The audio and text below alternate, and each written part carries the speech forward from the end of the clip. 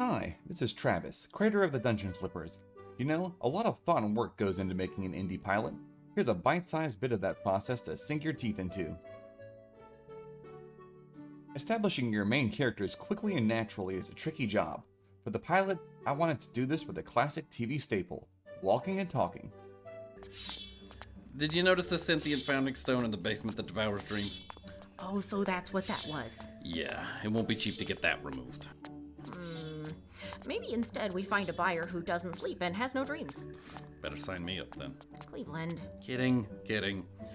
Walking and talking gives a simple exchange of dialogue some momentum. Molly and Cleveland aren't sitting in a break room, they're off to their next job. They have a sense of action when they move, even casually. It's a good visual foundation for character interaction, but I wanted to push it in two unique ways. First off, I wanted them to be casually walking through traps while they talked. This establishes how monsters in this world are comfortable with dangerous traps, the same way that we are comfortable with crosswalks. Seeing such nonchalance in the face of dangers is very fun.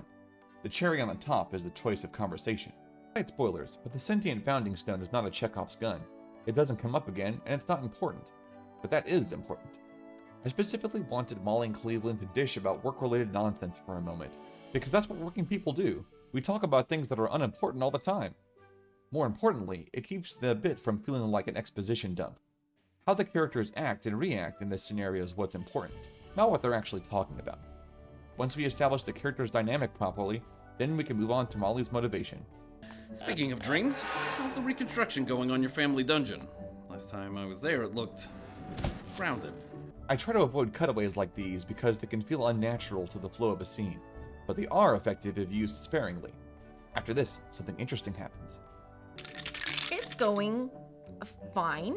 I just need a lot more money and supplies and a reno team and, A miracle? I'm shooting for 3 miracles, if you know where to find some. Keep my eyes out. More exposition, yes, but notice how Molly and Cleveland's dynamic has completely flipped in just a few shots. Molly has been very confident and capable up until this point. Now she's the one who's troubled while Cleveland tries to renovate her spirits. We see the range of both characters who, despite having very different personalities, have realistic emotions, a deep need to fix things, and an established care for each other. Molly isn't always happy, and Cleveland isn't always serious. When they go full real estate agent mode in the following scenes, we'll see less of that depth because they're putting on a show for their client. Having this small, real moment between them beforehand lets you feel connected with them and the emotions that they're hiding while they're on the job. So remember, good characters are the foundation of good stories, and good stories are built one bit at a time.